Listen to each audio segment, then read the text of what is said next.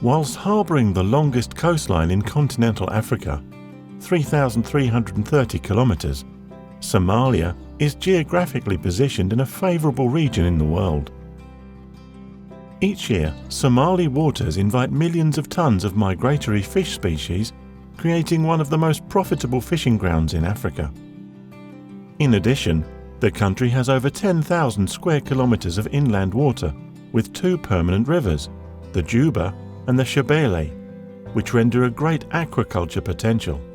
Currently, the fisheries sector in Somalia has yet to be capitalised to its full potential.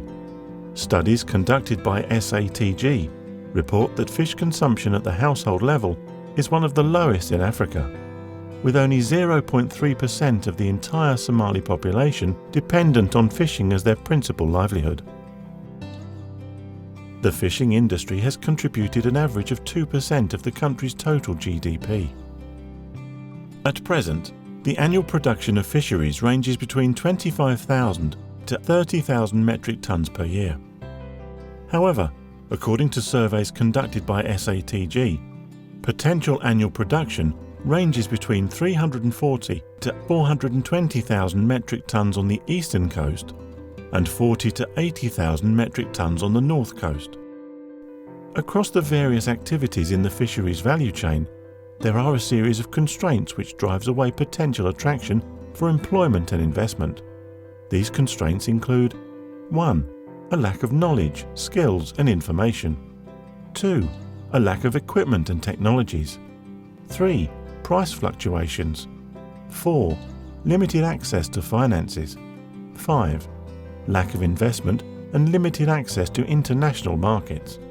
In addition to these constraints, there is a major concern on the illegal, unreported and unregulated IUU fishing in the Somali territorial waters. International commercial fishing fleets from various countries have become active off Somali territorial waters as the threat of piracy has receded and security measures to protect the shipping have become more effective.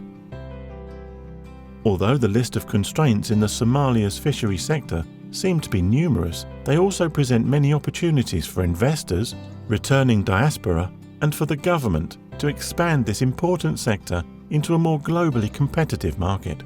This sector must tap into the growing population of youth, women, and the entrepreneurial nature of the Somali population. This can only be done when there is a growing capacity to manage the entire market, proper utilisation of the emerging financial institutions, improvements in the infrastructure, and the development of effective policies to govern the fisheries sector across the entire value chain.